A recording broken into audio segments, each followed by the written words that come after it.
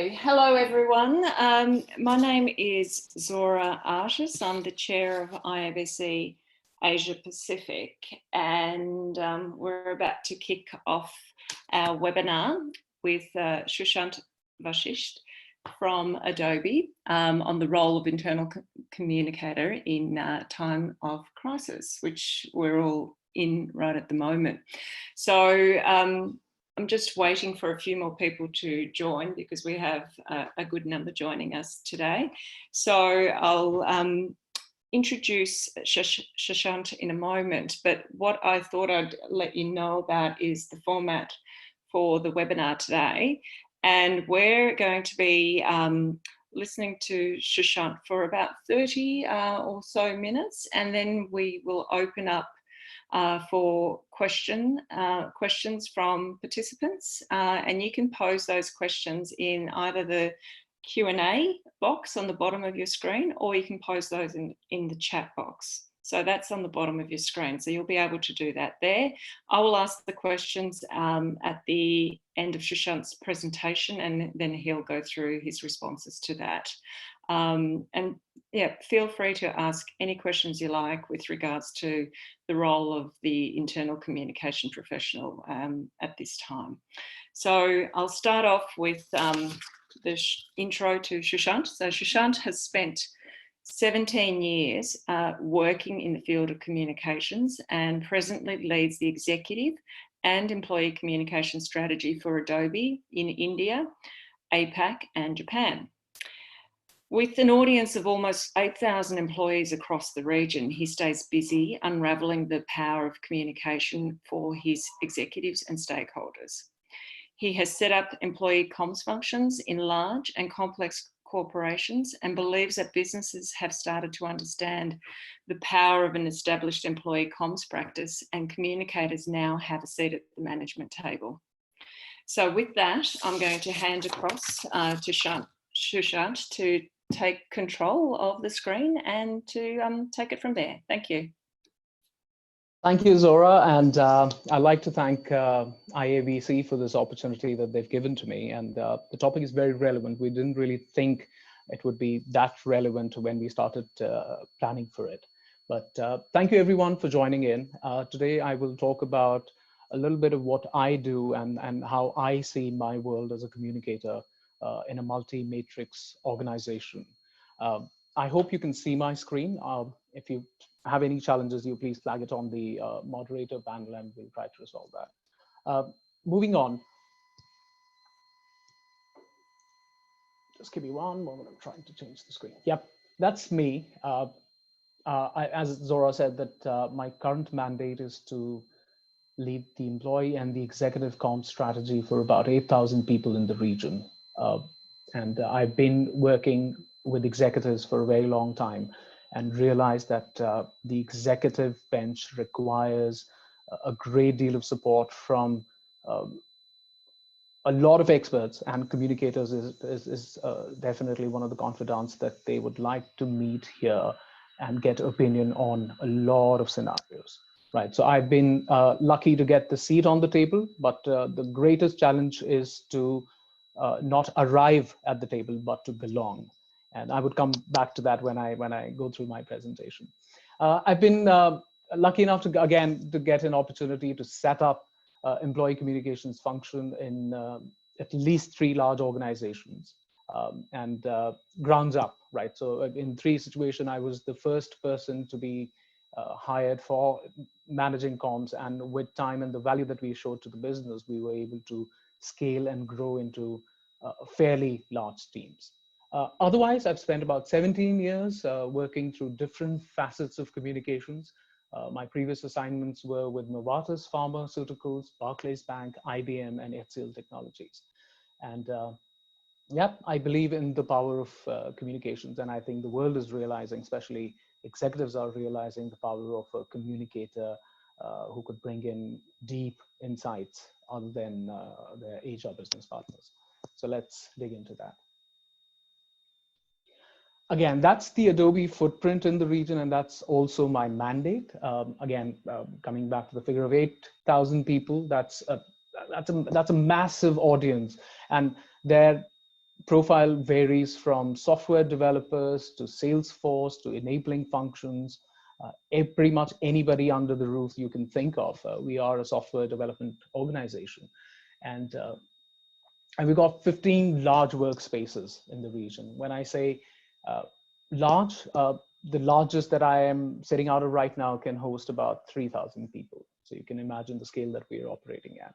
And at the same time, every country has its own management board, right? So my team sitting out of India would actually service employees across the region, and I would connect with executives and leaders across these countries and support them on whatever requirements they might have. And I believe some of you would be thinking that that's a lot to manage, but I think with time we've managed our right cadence, right? And I call it the groove. We've found our groove, and it's working absolutely fine until you wake up one day to a crisis, right? And that crisis could be in any form or nature, right? I know the times when I started my career in comms, we would turn an IT issue into a crisis where a server goes down, the web link don't work, you stop getting calls from the customer, or your website crashes. Those were considered as crises 17 years ago when I started. The nature of crises have evolved. I've been in scenarios where a pharmaceutical leg of an organization catches fire and your production line goes down, right, to a terrorist threat in the city, right? So I've actually seen people react to different kinds of crises, but the one that we are living right now is very unique, right? And I still remember very early in this year when Adobe gives out a winter break, and I was just coming out of the winter break, and we heard about coronavirus, and I think my first reaction was I almost laughed at it and I passed it on, only to realize 2 months later how grave the situation is for not just Adobe employees, but the ecosystem that we have around us, and globally, the challenges that we have at hand. So what you see here is, the reason I put out this video is to make you aware that we have a fear of unknown, right? People are very anxious. They don't want to be in a situation where they don't know how it's going to turn out to be, right? 2-3 months ago, we had not thought of something like this would strike us, and it would strike us so fast. Right now, we're dealing with our employee bases being locked out in a way that we are asking employees to work from home. We don't know for how long that situation will continue. We've actually put out all our resources across IT, our policies, and everything out to our employees and customers to figure out how we can move and adjust to this new normal, right? And we don't know what this new normal is. We're still exploring that. And I would like to term it as crisis, but it actually is, in some or the other way, is an opportunity for organizations to reform the way they think, the way they work, the way leaders engage with employees, and the way employees define their engagement and performance levels, right? And I will now dig a little deeper into how communications plays a role in developing the whole narrative around that.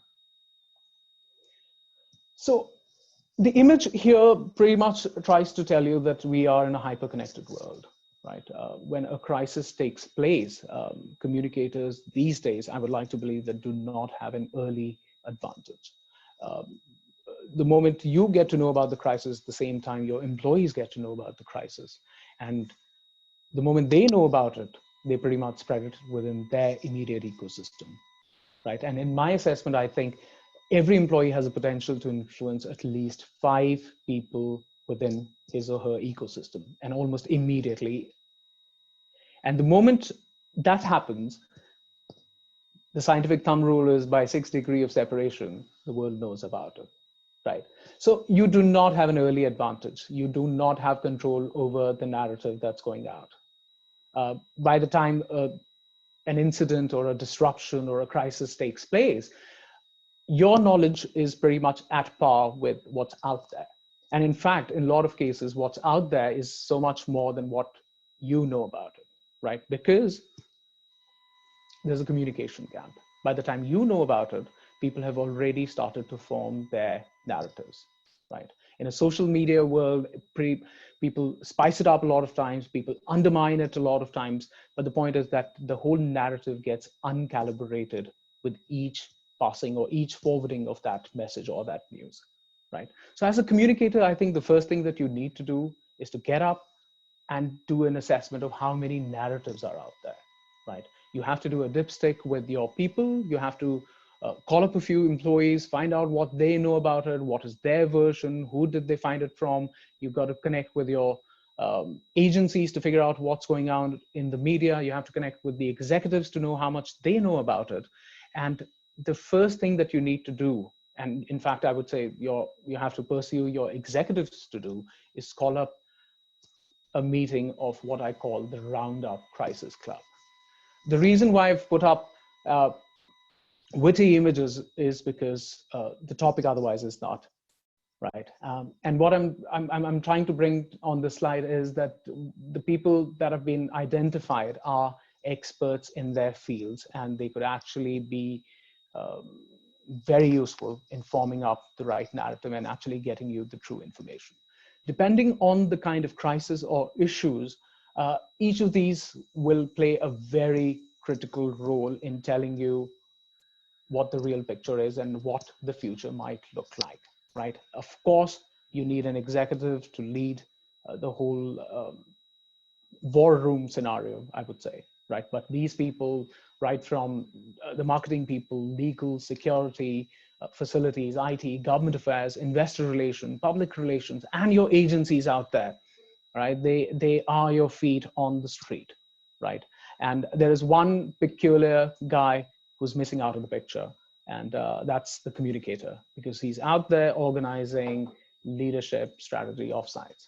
And just a disclaimer that this guy does not look like me. I don't wish to look like him, except for the expressions. And those expressions are real, because every time I've been called in for a crisis comms meeting, I've been out there having a good time, right? And that's how it is. But the reality is that you got to be prepared to manage crisis all the time, right? And what I've laid out here is the way I see my role at Adobe and throughout my career. I call myself a cultural attaché. It's very critical, and it's very important for a communicator to be an evangelist of the organization's culture, right? You have to be on board with companies' values and make sure you communicate those at all times without fail, right? Of course, the job is to communicate with employees. So you need to have a very good network of employee ambassadors, people who give you dipstick and honest feedback on what's going on in the company. And for example, you roll out a policy, benefits policy, and hoping that employees would cheer that. But for all you know, it does not address the real problem, right? So you need employees who would actually give you very candid feedback that you can actually circle back to your management circles, right? That actually is also a job of as a ground sensor, right? So you're continuously sensing sentiments within the organization.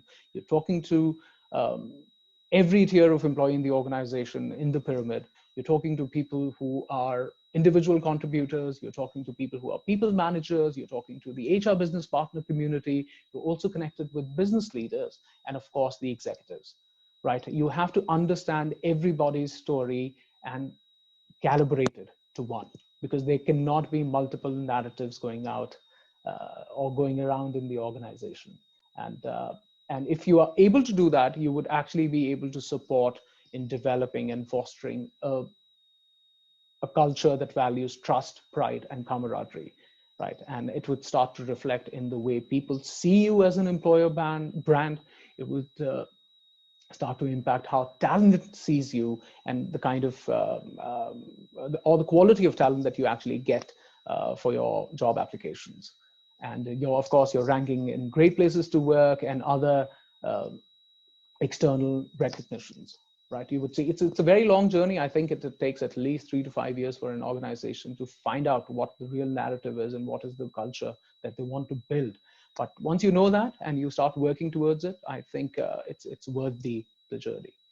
The next bit is that a lot of us could be working out of satellite offices, right? And in my case, I work out of India, which is almost as big as our headquarters in San Jose, California, but we are still not the headquarters, or as they call it, the corporate, right? So you need a certain set of people who actually on a 24/7 basis are connected to the corporate, calibrating the information, calibrating the narrative, and making sure that the right set of information is communicated both ways, right? And I think communications person plays a very important role. I am connected with a lot of people in the corporate ecosystem, and I make sure that I pass on what's happening at the corporate level, or what's even brewing in terms of what could be coming our way in a month or 3 months or a quarter's time, to communicating in a reverse mode and actually updating them on what's going on. A lot of times communicator is the person who breaks news to the headquarters, right? Because nobody wants to communicate a bad news. So you are that messenger.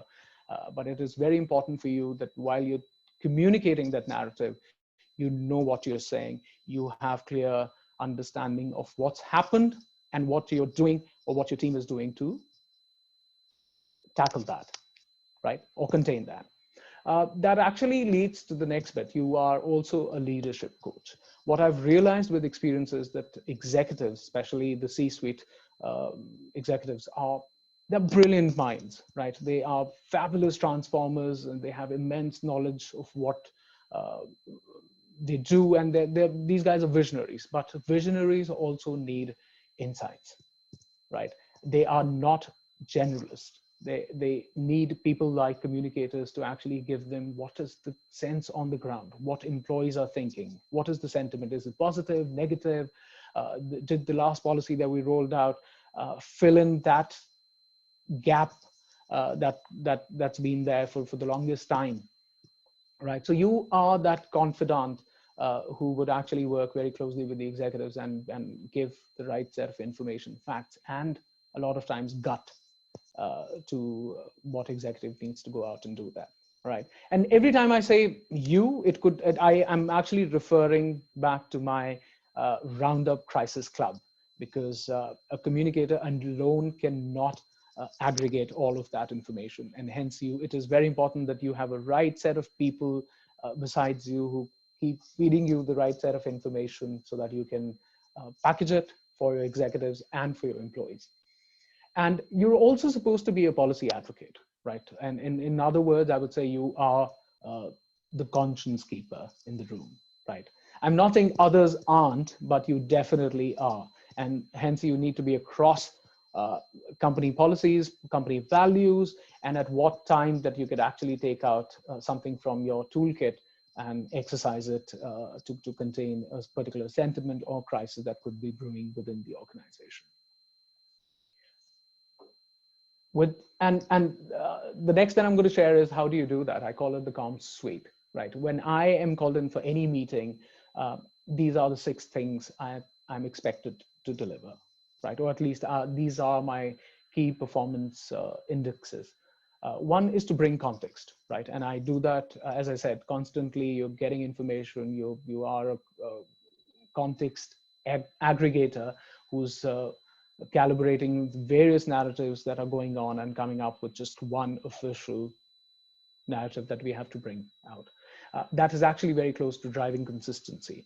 We have to, once we agree to a narrative, right, you have to make sure that you stick. And when you say you, it's the organization sticks to it, right? You do not want people across the tiers to say different things, right? So as a communicator, it is your responsibility to develop messaging toolkits, briefing documents, creating channels, and making sure your set of people are enabled to drive the same message to everybody, right?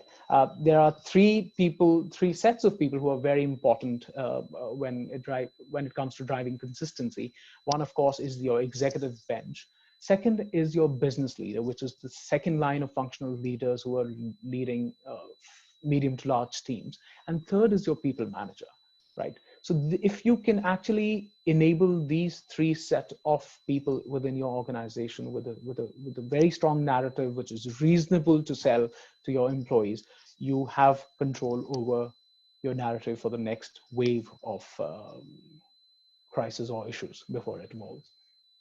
And as I said, I again come back to collaborations. It is very important for you to create outreaches with people who are not directly in the line of or in the front of the challenge. For example, you have to be, like in coronavirus right now, I am connected with my folks in the media, in government affairs, in facilities, in IT, everywhere, right? I need to know what's happening, how many people are working from home, do they have, how's their experience connecting to the VPN, what are we doing about it? Because for all you know, the servers might crash, right? For all you know, people might feel bored working out of home and all of a sudden they turn up to offices. So what's our status on that?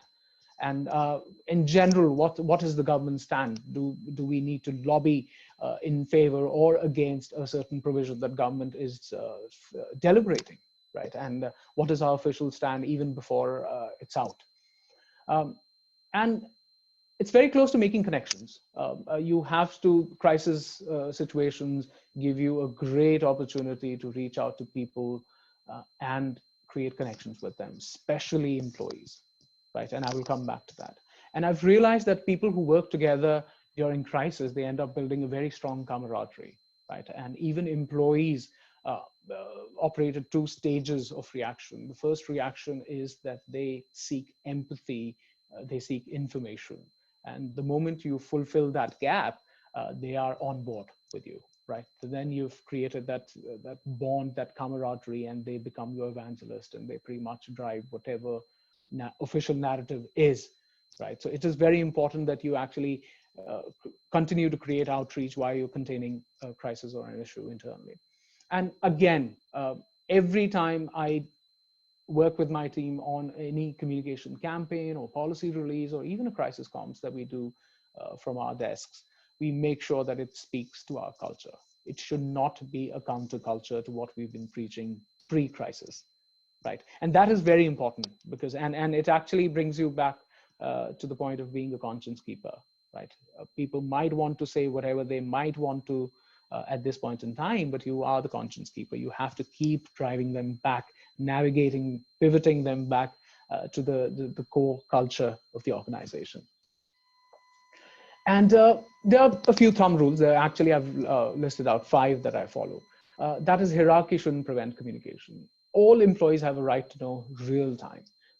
I think gone are the days when you could actually hide information or you could limit information, right? Unless you are privy to a very restricted set of data points or information that can be contained, you pretty much should let out whatever that you know real time. The benefit that you get out of it is people start trusting you, right? And they would find out anyway. So there's only a short span of time before they know it. It's best they know it from you and the organization versus anybody else out there, right? And I've seen in a lot of conversation that I go to, people, the kind of reaction that I get towards transparency is that people think that it's a coveted jewel, right? It's a trump card that they would want to use at maybe just once during a crisis life cycle, right? Which isn't true. Transparency isn't radical, right? You have to behave and communicate the way you would want to be communicated yourself, right? So transparency is definitely not radical. You have to share as often as you can, give out the facts, right? And create channels that are free flowing. One of the advantages of a social media generation is that you can create so many channels like Slack, like Microsoft Teams for your internal organization, right? You can get people to communicate, right? And it is very important that you create an official ecosystem for employees to vent out their sentiments. Because if you do not create that forum for them internally, those sentiments would outflow externally, right? And there's a plenty of opportunity out there for people to go on Facebook, Glassdoor, LinkedIn, Blind, and went out there feelings good or bad, either ways, right? So it's important that you contain and absorb those sentiments internally. And you'd be surprised that there's so much insight that you can actually get from there that could help you drive your future decisions while managing crisis. Um, Understand your people, understand your impact, and I think empathy is a word that's beaten to death. Everybody says that you have to be empathetic, but when it comes to crisis, people become extremely practical, which is important. It's important to be pragmatic, but you should not lose sense of the empathy. Ultimately, you are talking to people who would actually get you back on your feet once this crisis is over, right? And you have to make sure your executives, your next line of business leaders, and especially your people managers, who are the closest to your individual contributor population, which is in more or less 80% in any organization. So it's the 80-20 principle. Your 20% of the population needs to understand the value of empathy and exercise it for the remaining 80% of the people. And the moment you do that, those 80% will actually come on board and help you out with the crisis, and at least the sentiment of it. No crisis should go to waste. I tried to figure out who said that. Somebody said Winston Churchill, but Google says otherwise in some cases. But I definitely believe that no crisis should go to waste. As I said, create new outreaches, onboard new business partners, employee ambassadors.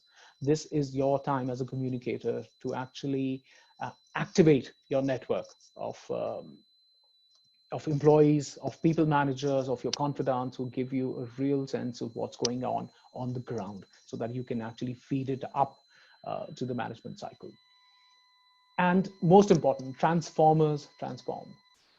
It is without fail, you need to have an executive sponsorship, right? And in most cases, you've got to have your top guy show up, understand the narrative, and lead the narrative. Of course, you have the whole Roundup Crisis Club supporting him in the background, but he has to be the face who's walking the talk. And it is important that you set up your executives for that, right? In times of peace, I would say. And it is important that they understand their role when it comes to crisis, right? And it takes a lot of gut and passion to actually show up in times of crisis, especially while you're being pulled by marketing, by PR, by government agencies to speak externally, right? So you have to carve out that time from your executive's diary to address internal issues as well, right? Imagine a scenario where you've onboarded 8,000 people, in my case, with you, right? And those 8,000 people are further connected to at least 5 more people. And with the right narrative, with the right amount of transparency, you've actually got 40,000 people on your side out there fighting it out for you on social media and other set of employees or potential employees, right? At least you know that you're not alone in this fight, right? Moving on, I was asked to comment a little bit about how we're managing the crisis of the century. That's what I'd like to call it. And at least that's how it's shaping up to be.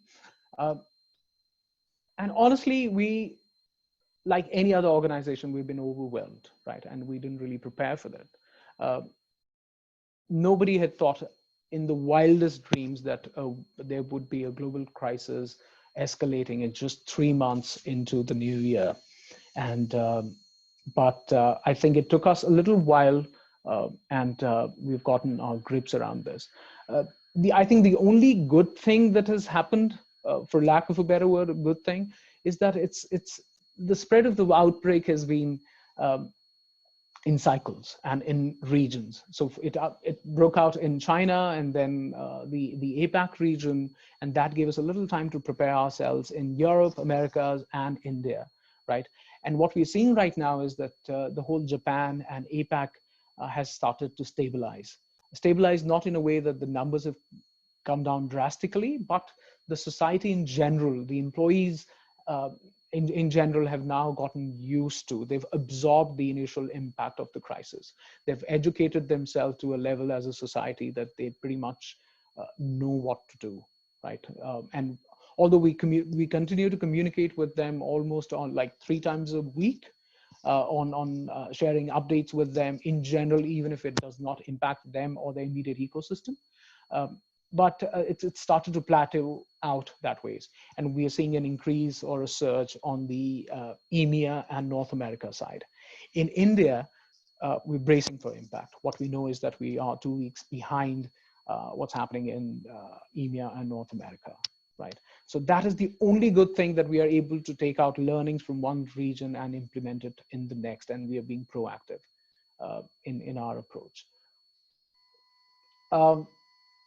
So when I work on crisis communication, especially around coronavirus, the way I've bucketed my strategy is I haven't made a very complicated strategy. It's just 2-pronged. One is track 1, which is our employees, and track 2, that is business, right? And I am working with our executives and leadership bench on the business side, and I'm working with our HR community and my Roundup Crisis Club on the employee side. And of course, both of the tracks are fully sponsored by our leaders in the countries. So coming on employee track, I think the most important thing in times of coronavirus crisis is that you onboard them ASAP. You acknowledge that there is a crisis going on, and especially that they are not alone, right?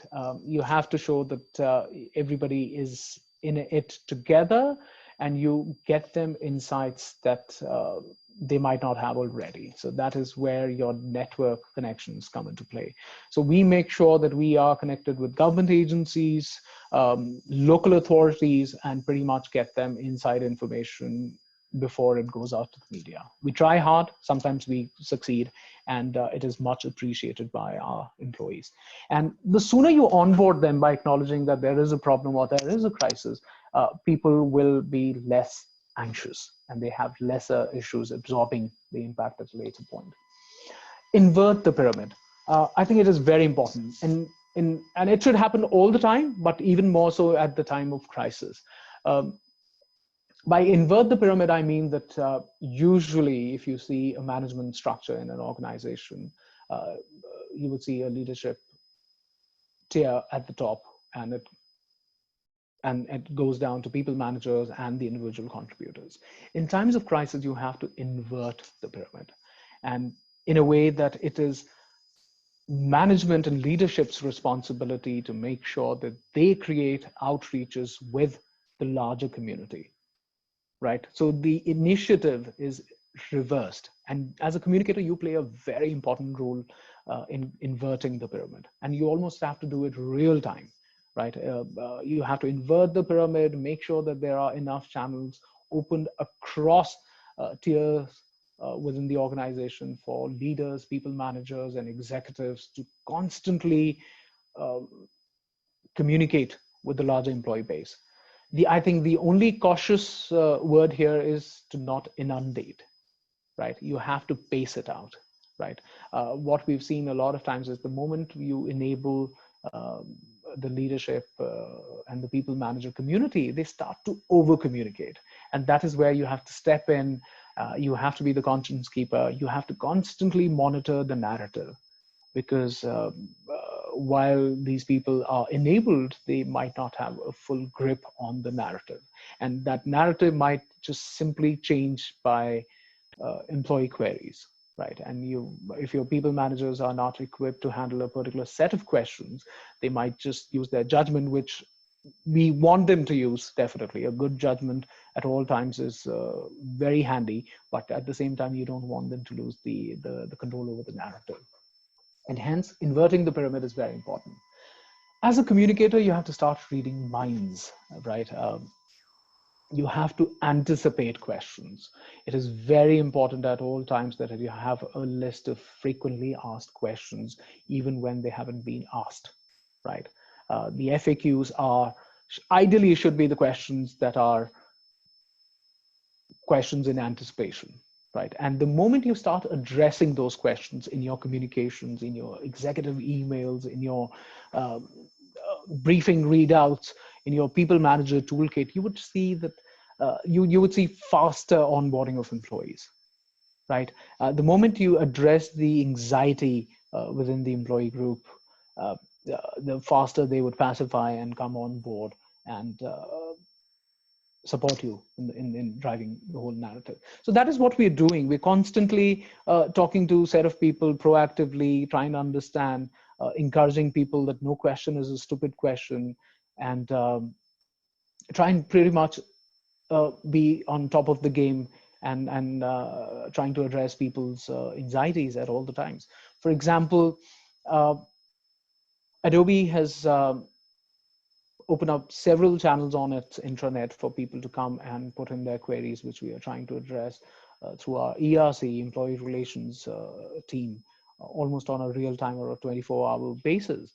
Uh, that gives people an avenue to participate and to be a part of what's going on, versus a diktat or a mandate coming from a corporate organization saying work from home, will tell you what the next steps are, right? You have to engage people. They should be a part of the movement that you're trying to build or contain in times of crisis.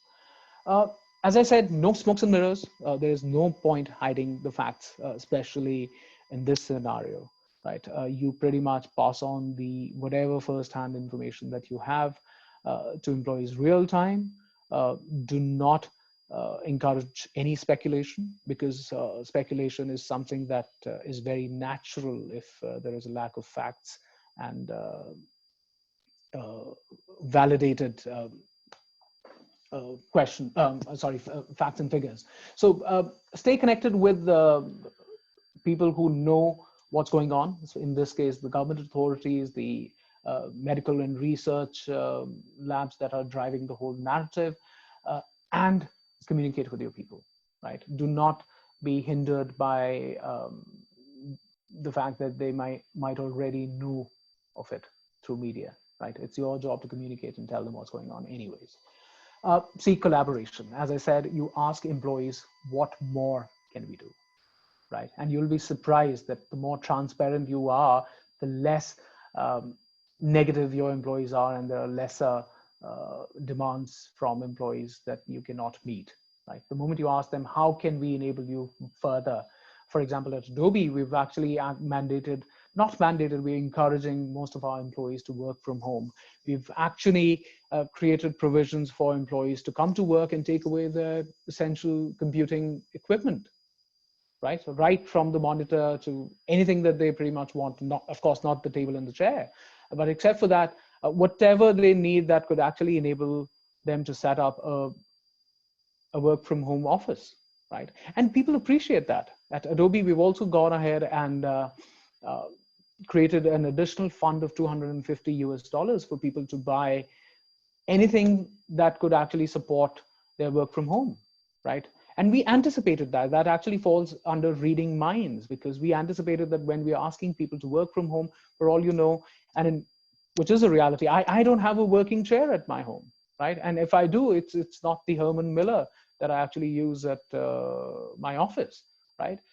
And this is also a time for you to be empathetic and tell people that we know that you are in trouble.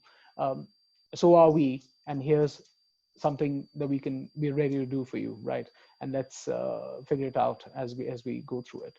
And it's actually, the whole narrative is changed from an anxious employee base of 23,000 employees globally to 23 employees working from home and almost reaching back their optimal performance levels.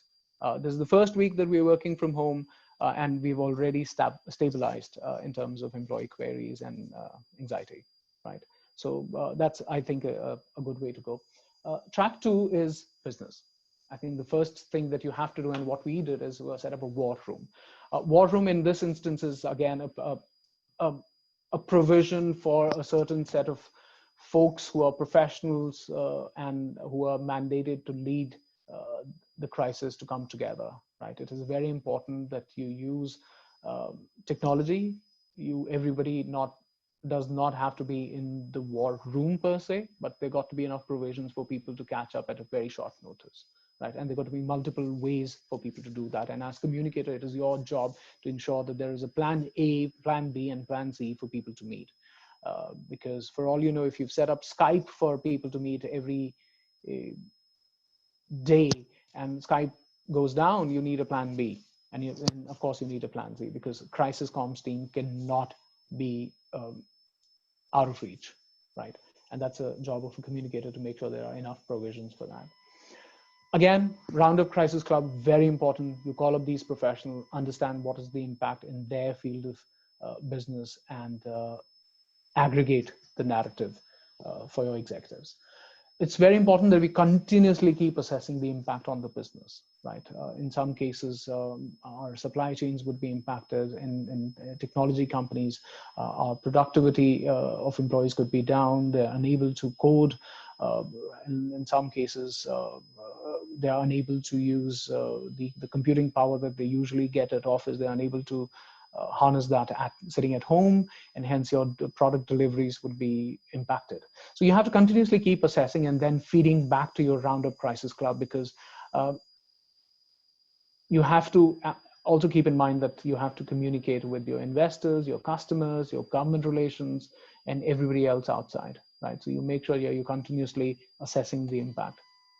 And again, the most important thing in all of this is, what is your core narrative? Right. Right now for Adobe, the core narrative is to save our interest in our people and our customer. Right. Track one is customers. Track two is employees. They run in parallel.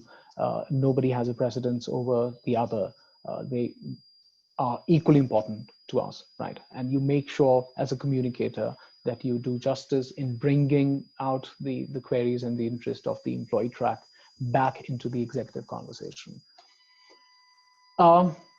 Very important for satellite offices and global development centers, you have to continuously onboarding the corporate, right? In this case, even the corporate is impacted. In fact, our teams in the US are 2 weeks ahead in terms of impact. So they are more impacted than we are right now. And there's so much communication that we're doing with each other still to continuously keep learning from what we can do once it reaches India in the next 2 weeks.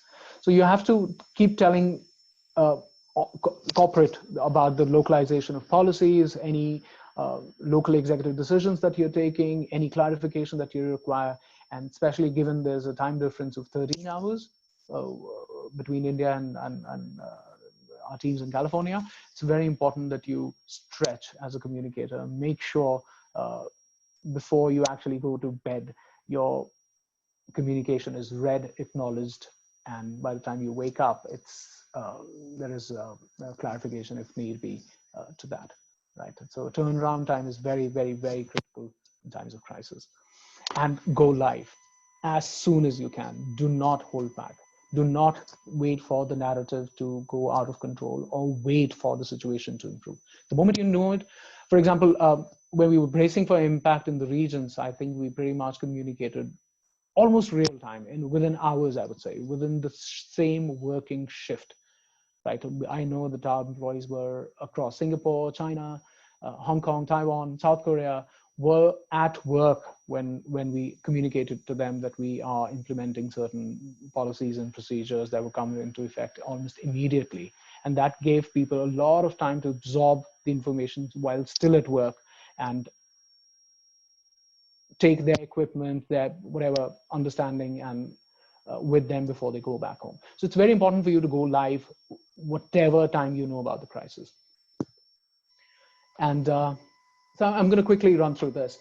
The gist of it is that we are, all of us, irrespective of the businesses that we are in a people business, and they are our greatest assets. And in times of crisis, you have to protect your assets at every cost possible, right? And as I said earlier, well-informed employees influence your talent, your customers, and your market, right? And I'm very hopeful that all of us will get through this crisis sooner or later.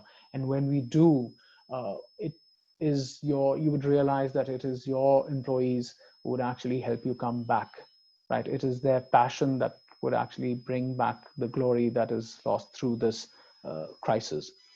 And again, inform regularly, address anxiety, go the extra mile, right? As I said, Adobe is doing everything it can right from letting people take the office equipment home to creating a work from home fund for people to buy things that makes them comfortable. Do whatever you can, create exception. This is the time for you to create exception, show empathy, enable your people manager community to use their best judgment, right? We don't want a situation where for every exception, a people manager writes back to the ERC or HR, whether can I do that for this particular employee? If it's reasonable, you give them the right of judgment and let them do that, right? And employees would appreciate that. Leaders move forward at all times, right? I don't have to reiterate on that. And as I said, people managers are your key to success. We've seen that while our leaders on the top try their best to communicate with the masses, it is technically the people manager who have the most influence and grip on their teams. So if they are on board, they are enabled, more than half a job is done. And that's my last slide. And this is my message to all the communicators out there, that you cannot fight a fire blindfolded. So you have to make sure that you are well informed and well enabled in a way for you to understand what's going on, assess. You are the aggregator of the narrative and the conscience to take forward to your employees and to your executives, right? And there are several ways you could do that. In a non-crisis mode, in peace times, you can be enrolled with several study groups. IABC is one of the leading groups that you can be connected with, and make sure you understand and you evolve your mindset. In times of crisis, you make sure you're connected with people who are at the forefront. In our case, we are connected with the government real time. I'm connected with the local authorities. We are connected with what's going out globally and the corporate to know what best we can do for our people at this point in time. And that's it. Thank you. Thank you. Thank you very much. I'm going to ask a few questions from you. So we've got a question here. I'll just let you know what that is. From Alex, who says, what role are your leaders playing in having two-way conversations with your teams real time? Right. So the role that our executives are playing are, as I said, there are two tracks that they're operating at. One is the employee track. So we're making sure that our leaders are communicating with our employees almost every other day. And depending on the criticality, they're sometimes twice a day. Right. Mm-hmm. We don't want to leave any stone unturned. If we know it, we make sure that we pass it on to our employees. That's one. And we've opened several communication channels. For example, we're exercising a general group.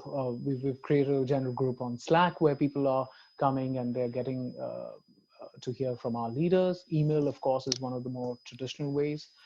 On the business side, we're making sure that our executives are continuously assessing the impact and feeding back to our business leader and people manager population, right? Mm-hmm. This is the time to continuously reassessing, reactivating your BCP plans. I think what we're seeing right now is that we've already executed the first stage of our BCPs, and now we have to reassess the stage 2. And we're doing that all on a daily basis. Mm-hmm. So throughout the day, we've got like 2-3 calls set up with the leaders to figure out what is their business continuity. And some businesses are impacted more than others. And the moment you realize that, you reach out to that employee group and make sure that you address their set of anxieties that could be totally different from the other group. Mm. So you're tailoring your communications specifically Absolutely. To those. Yes. So from Kazuko, her question is, what is your success factor of reading minds and going the extra mile amongst such a diverse stakeholders, as many as 8,000 people? Right. See, the only, it's very intangible, right? And just because the whole act of reading minds is intangible, the success metric for me is when you open up the stage or an employee meeting or a town hall for questions the quality of questions, the moment you realize that the quality of question is of a higher order, it's more strategic, where employees are not worried about how do I work from home when I don't have a larger computer, to asking how do we enable customers, right? I have 15 meetings set up for this week. I can't reach out to them physically. Do you recommend that we do it remotely, right? And I need some additional tools. Can you provide me that? The moment your conversation moves into that higher order or a strategic order, as a communicator, my success has achieved, right? That means that I've actually met, we filled the anxiety segment among people, and now they're thinking, how do they do their job? Because ultimately they are professionals, right? They are, even from home, they are supposed to be doing what they're doing, right? And so I think that's the whole narrative for me.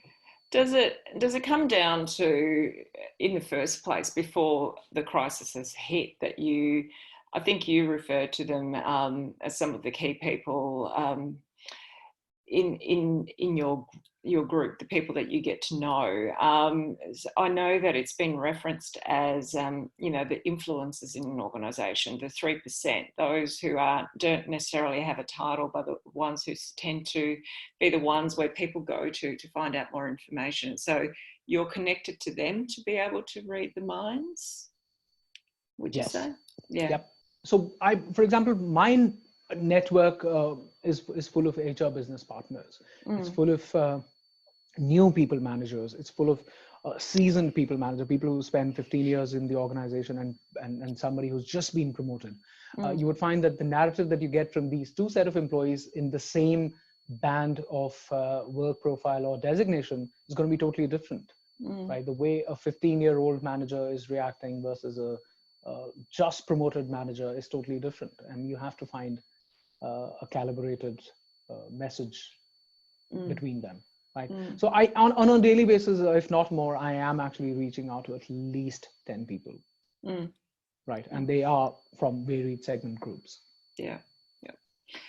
Question to you with regards, you said earlier, and I really liked this, when you were talking about the comms guy or the comms gal, I'm going to throw that in, being a female, the policy advocate role from an IC perspective, the conscience keeper. How much do you think ethics comes to the fore in this? I mean, you were referencing the culture, the purpose, the values, all those sorts of things, but how do you utilize ethics when in a crisis?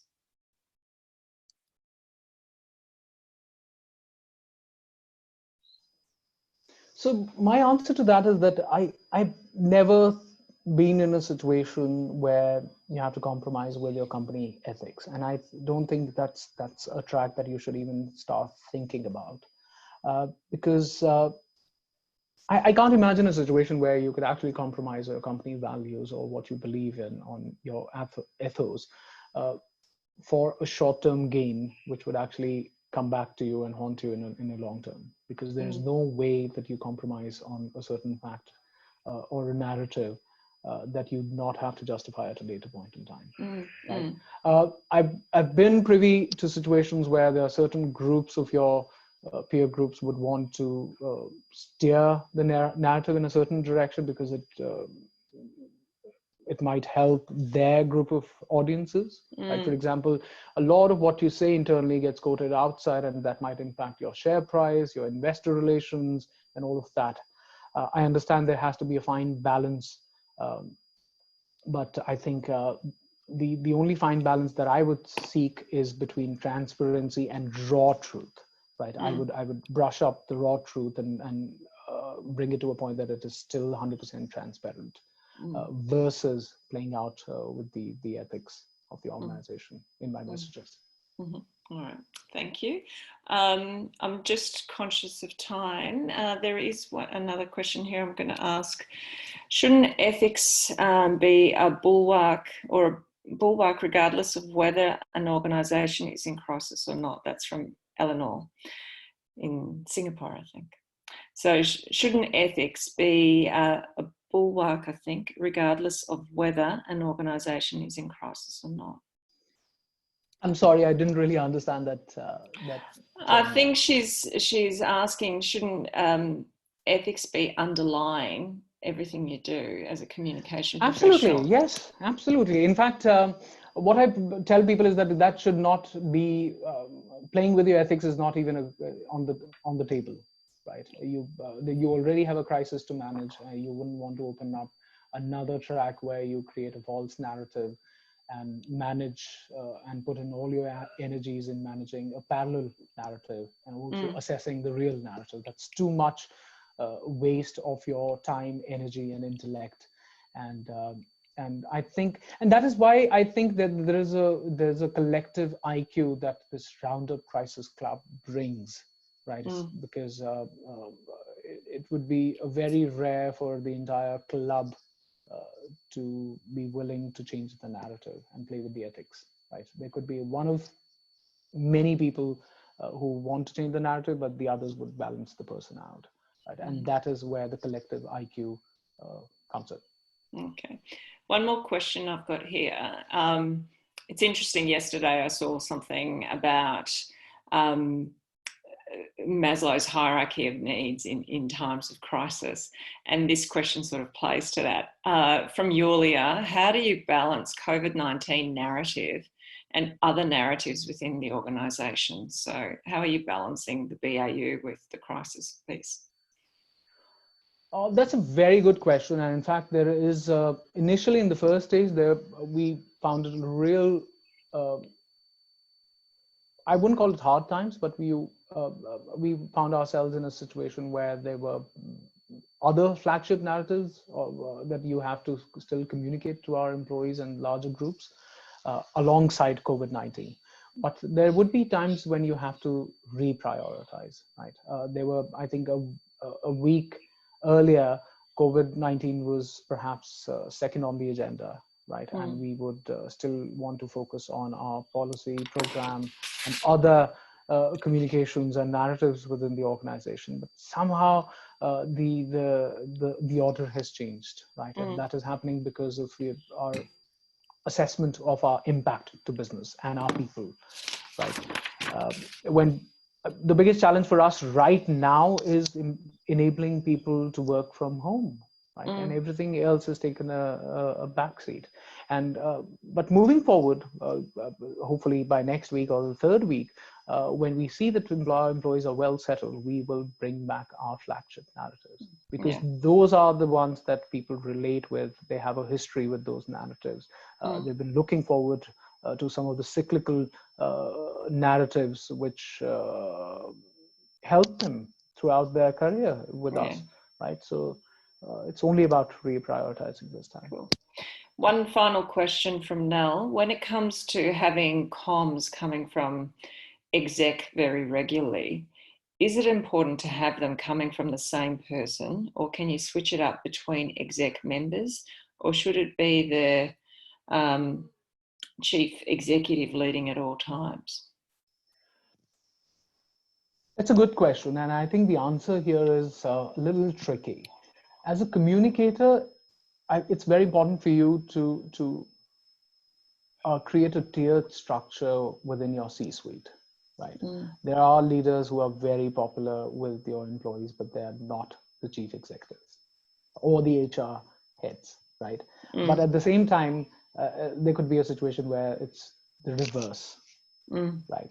And there is a third situation where you actually divide and conquer, because there are two tracks and you assign one employee track to, for example, the HR head to lead fully, and the business track for the chief executive to lead with cross connections, right? Where if, the CEO would communicate once a week, however, HRO or any designated business leader communicates more than once, right? And is considered to be the executive sponsor for this change, and has the authority to lead the narrative and make exceptions and be the point in contact for everybody. So I think that you have to choose between 2 to 3 scenarios. Right? A lot of time people don't react better to a leader who's more popular versus a leader who's in the authority, right? So in Adobe's case, in the regions, we've handed the baton to our senior most leaders in the business, right? Because they have, that is also because they've been in the system for too long. They have a very good connect with people, and they don't shy away from being out there and being available for anything that employees want to get addressed. And so that's giving us very good positive results. At the corporate level, we've actually, the approach the corporate is using is that they've given up the mandate to manage the crisis to our CHRO. Right? And she's doing a fabulous job, available 24 hours across time zones, talking to people in the regions, countries at all times. And our CEO is busy managing the economic landscape. Yeah, excellent, cool. All right, well, that's the end of the questions. So thank you very much, Sushant. I really enjoyed that, and I know others have as well, because I've already had the feedback. I'm just going to wrap up. So I'll just remind everyone that there are resources for COVID-19 communications available on the iabc.com website. They're freely available there. There is discussion within the hub, which is the IABC member network. It's never been so busy. There's more than 3,000 discussion threads, but a lot of them of late are relating to COVID.